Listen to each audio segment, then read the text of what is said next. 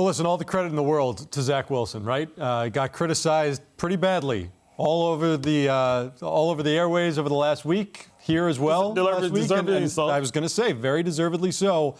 And when you have a week like that, you got to see what a guy is made of. And again, it's one game, but he stepped up in a way that I think everybody, was waiting to see him do. Well, I like the way you set me up. You said he stepped up, and that's what he did great today. It wasn't about him failing and escaping the pocket and trying to circle the defense and put his offensive lineman into rest. He was able to step up into the eye of the hurricane knowing that's where it's safe. He was poised in the pocket. He didn't panic. He trusted the protection. And really the best thing that he did was on that goal line, instead of trying to make a play and throw something up that could have got intercepted, tipped, he took the sack. And sometimes that's just the play.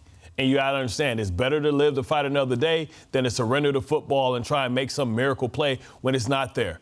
And trust his teammates. And, they showed him, hey, 3 is all we need. Trust us, the defense, we got you. And that's what I love about it. It was complimentary. It was belief in the fact that it's not going to always be pretty, that sometimes you don't knock your opponent out in the first couple of rounds. Sometimes you got to take them into deep water. And they took him to deep water, and when they drowned him was represented in that long drive where they couldn't protect themselves. And that is a team win. And I'm much more impressed today with his 154 yards than I could ever be with his 355. Because sometimes that's all that's there and that's all that's needed. Because at the end of the day, if you're the quarterback, you're judged by wins and losses. When now you have 6 wins, you have an opportunity to start thinking playoffs. When you go on this bye, start thinking about how you want to come back. Right? When you don't be that guy. Don't be that guy that does something to distract this team or do something silly like DUIs or something like that. Mm-hmm. Keep the main thing. Keep your eye on the prize. Reset, get away. But listen, maybe instead of 5 Mai Tais, maybe just 2. I'm with Bart, man. I think what we have to acknowledge is, 1, it seems like he learned from his mistakes. Mm-hmm. Is 1, stepping up in the pocket, 2, taking the check downs, and 3, understanding that you can live to play another down. It's not always going to be there for you. But mainly what you saw was a guy mature, learn from it, and move forward. And what happens to the rest of that team is that they're not stuck in the past, because they should have beat New England. We all knew that. That's why it hurt so bad last week. That was a team they should have wiped the floor with.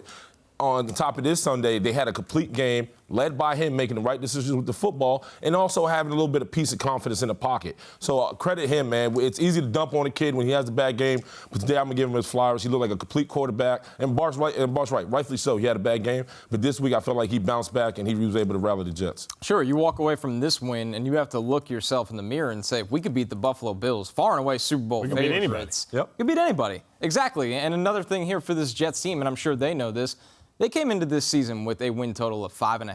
Mm-hmm. They got their 6th win before the bye week. They are not looking behind them now, only looking ahead, and we're going to hear that from Robert Saleh. And Zach Wilson understands, I think, or is showing the awareness of what this team is. It's his 2nd year. It's the first half of his 2nd year where he's missed a lot of time in his career. There are things with this team that are way ahead of where the quarterback is. Sure. The defense is excellent. The defense can single-handedly win you games. LaFleur, a young offensive coordinator, is showing growth and seems to understand when to keep the training wheels on, Zach, and when to take them off. And that's a delicate line, a fine line. But Zach needs to learn that himself, and this was a great example of him having that understanding today. What's that? They're talking to me in the back.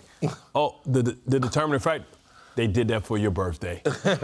Nice warm milk for you tonight. They did it for Connor's birthday. Yeah, warm milk tonight. I will say one other thing about Zach, and we're not going to know the answer to this for a while, but you never know when the moment clicks, what it is that makes the light bulb go off. And last week we heard a lot of things after the game from Zach Wilson that they were red flags, right? Talking about being bored or frustrated with throwing the ball away. And you could tell that mentality of, I got to go out and make plays, and win the game, that was seeping back in. He saw how badly that went. He heard the criticism, no doubt, this week. And then he comes out, and it is a complete 180 and beats maybe the best team in the NFL this week. You would hope that would be a stark enough contrast for him to say, okay, I know what I have to do now. It's not, we don't know. The recipe. This is how I can win.